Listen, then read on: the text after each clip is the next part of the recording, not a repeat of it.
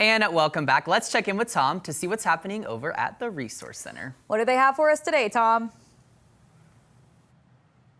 Yeah, we're back with Roy, of course, your disability rep. Good to see you as always. Likewise, Tom. You always likewise. have interesting stuff. And again, conditions that don't get traction for disability benefits. Yeah, so let's start here. All right. Any condition can disable a person. It just has to be well documented, has to be stubborn, has to be persistent, not well controlled by your medication. But by default, Social Security kind of assumes that some of these things are treatable or manageable and aren't going to lead to disability. Okay, all right. So let's start there with that disclaimer. So, a few things. It has to affect worker function. And so on the physical side, stand, walk, lift, set, understand, remember, carry out instructions on the psychological side. Things that are common to all jobs. Your condition has to erode those or challenge those in some way for Social Security to really let any credence On to a them. regular basis. On a though. regular basis. Not just once in a while. That's right. That's Okay, right. okay.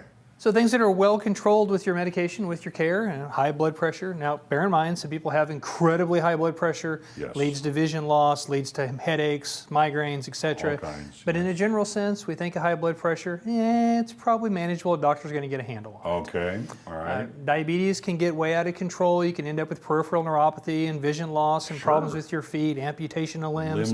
Yes. But for the most part, Social Security is going to look at that and say, it's diabetes, yeah, but it's treatable, it's controllable. Maybe not such a big deal yet. Maybe someday, but maybe not yet. But not now. Okay. Same thing with your pain levels. You go to the doctor, they give you medication. The doctor says, did the medication help? Well, my pain was a 6 out of 10. Now it's a 4 out of 10. Well, okay, so your pain's coming back into Still control. seems a little arbitrary to me. It does. But okay, It does. all right. That's always amazing. The worst pain you ever felt is the way that is set up. If you're young, maybe that's a stubbed toe. If you're a woman, maybe that's childbirth. I've had kidney stones. I Step feel like on a Lego. Yeah, That's right. That'll do it. just kind of depends on where you are in your experience with that Right. pain. Asthma too, there are automatic qualifiers for asthma. It can be out of control. For a lot of people, it's not. And so we have to separate that out. We have to be able to show Social Security that these are a bigger deal and not as routine as what they may look. And it doesn't change through life because there are young people being treated for asthma and have been for years. They don't magically get a pass when they're, looking at a disability kind of thing. No.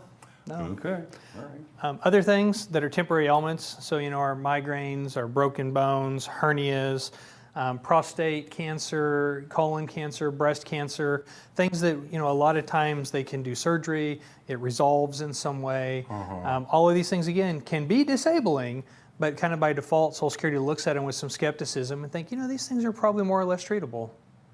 But some of them you don't know when they're going to hit, though. I know, and that's the All seizures. right, okay, And yeah. the way- Migraines, things like, yes. The way Social Security looks at seizures, in my opinion, is god-awful horrible. But a lot of times people have a seizure, they put you on medication, you go seizure-free for 6 months, 8 months. Doesn't really affect your ability to work a whole lot Yeah. unless they're very frequent and uncontrollable. Okay, where do we go now? Symptomless conditions. Yeah. And so, Hep C, HIV, sometimes these things don't really make an impact and we don't lose function because of these. Same thing with some birth defects, heart plumbed backwards. You need to explain that one. Yeah, some people have a left coronary artery primary as opposed to right coronary artery primary. Some people's hearts are on the wrong side of their chest, live normal lives, symptom-free. You don't, nothing showing here. Single kidney, a lot of people, they don't really have any worker loss or functional ability loss because of it. And then just our normal aging stuff, right? Sure. Yeah, our aches, our pains, That I our understand. memory loss, drop things from time to time. You have to be able to show that these things create significant function loss despite the care that you're being given and that your care regimen is really insufficient to control these things. Okay, best way, of course, all right, your disability rep. You find someone like Roy. Yeah, give us a And he can call. help out, yeah. Yeah, because it gives us an opportunity to kind of separate out these things that Social Security may look at routine and make the argument that they're anything but. All of these can be a big deal, but we have to be able to show Social Security that it's not something that's routine that we all struggle with, that it is in fact a disability. And that's why you talk to your disability rep. Back to you.